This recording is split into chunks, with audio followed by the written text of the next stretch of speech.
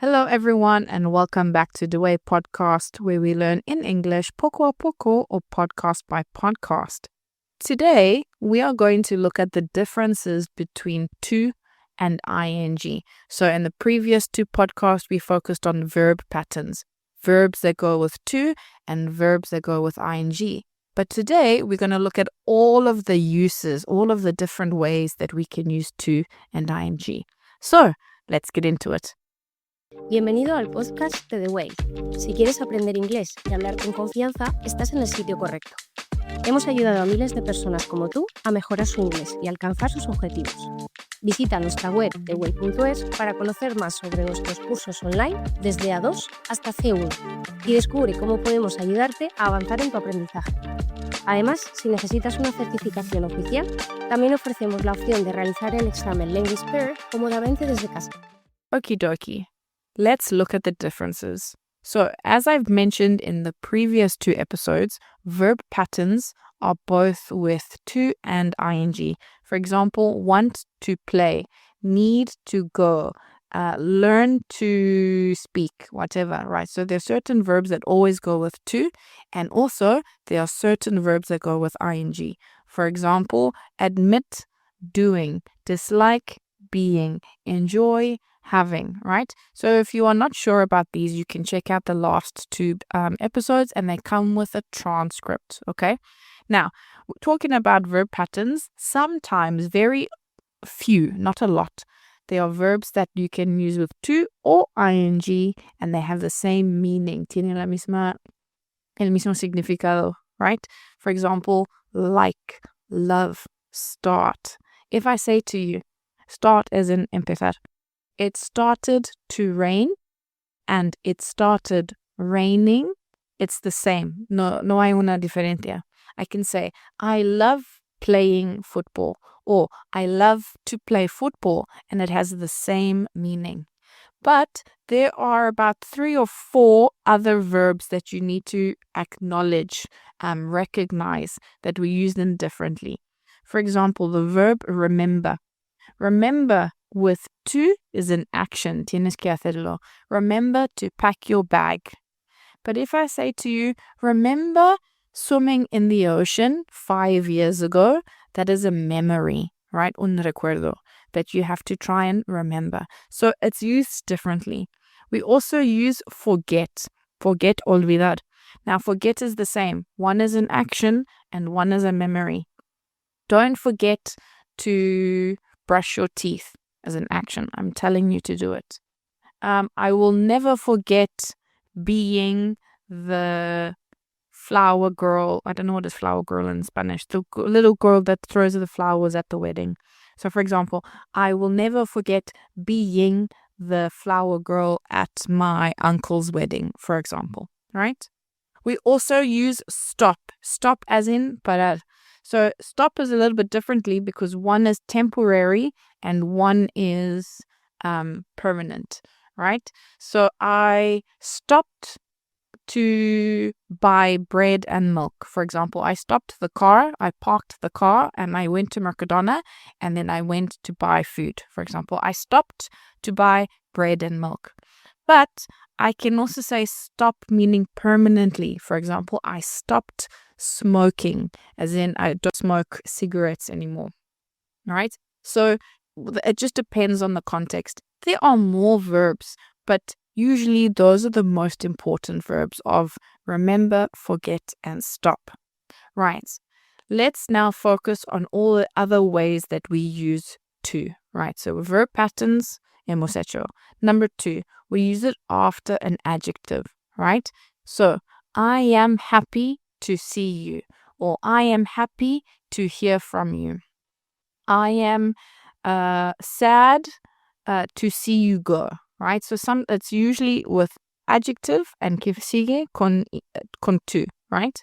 But also we use it with to and enough. This is point number 3. To and enough. To meaning demasiado. Enough meaning suficiente. So for example, it was too hot. Hace demasiado calor. It was too hot to, I don't know. It was too hot to go outside. In Murcia, in siesta, it's too hot to go outside in siesta. It is too cold to swim. It is too hot to wear a jacket, right? So too and enough with an adjective and with to infinitive. And the final way that you need to know how to use to is when you want to give the explanation, the reason, la razón. For example, I want to learn English. Why? ¿Por qué?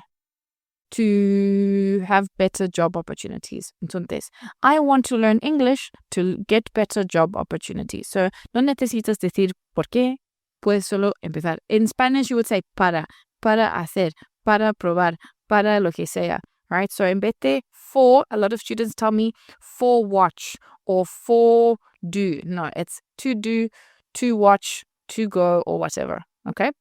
So let's repeat that. We have our verb patterns. For example, I want to break free. I ask to go to the bathroom, whatever. With adjectives, I'm happy to see you.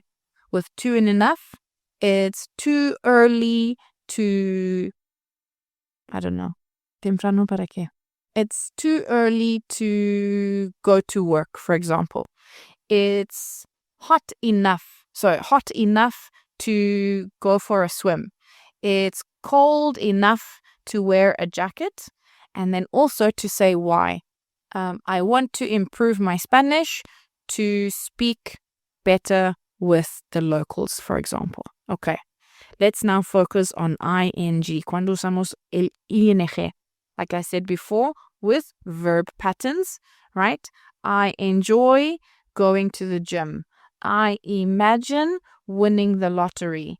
I don't mind washing the dishes. But we also use it after a preposition, right? The prepositions are your to, in, on, of, with, okay? So here's some examples. I am addicted to shopping. I am good at playing football. What else? I'm interested in learning English. So if you can see a preposition, siempre sigue con ing, right? But it also goes with some expressions. Not a lot of expressions, but some expressions. For example, you can say it's no good. So it's not worth it. No merece la pena. It's no good studying English if you want to move to France, right? You can also say it's a waste of time. It's a waste of time. What is it a waste of time doing?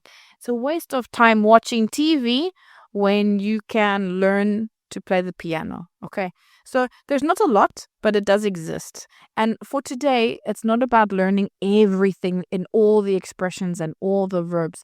The important thing is to realize that there are different ways to use to and different ways to use ing, right? The more important than the expressions is how to use the gerund. Gerund is the gerundio, cuando quieres cambiar el verbo para el sustantivo, right? So what is the basic structure of an English sentence? The basic structure is subject plus verb plus object, right? So I can say in English, I swim. Subject plus verb, right? So subject I, swim the verb. Pero si quiero cambiar el verbo para el sustantivo, usamos ing. For example, swimming is good for you. O podemos decir, I like swimming, right? So when you want to use it as the subject or the object, we use it with ing because it is now the gerund. And that's it. So if we had to take the important, you say, Aurelia, pero what are the important things I need to remember for to and ing? Okay. The important thing is to remember.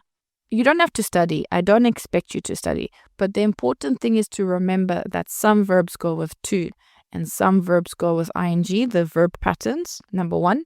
Number two, you need to remember that after adjectives, we use to, and after prepositions, we use ing. We need to remember that to say why, right? para lo que sea, para ver, para practicar, para aprender. We use to learn, to study, to improve, right? And specifically the gerund, that if you want to use the verb as the sustantivo, as the sujeto o objeto de la frase, we use ing, right? The less important, que está un poco menos importante, is when we use to and enough with to, and the expressions with ing. They exist. You must acknowledge that they exist, but the more important are the verb patterns after adjectives and prepositions, and when to say why and when to use the gerund. And that's it in a nutshell, in resumen. If you want to have more information about this, just contact us on social media and we can give you a masterclass if you want to sign up, and then you can find out more information about this. Otherwise, everyone, that's it for today. And if you have any questions, don't forget to ask us on our social media.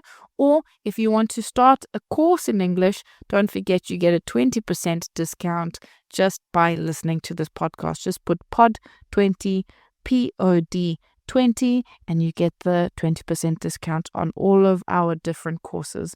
Or if you want to just put a little bit of money each month, poco a poco quieres pagar, we have a limited time offer of 29 euros per month to study any level in English.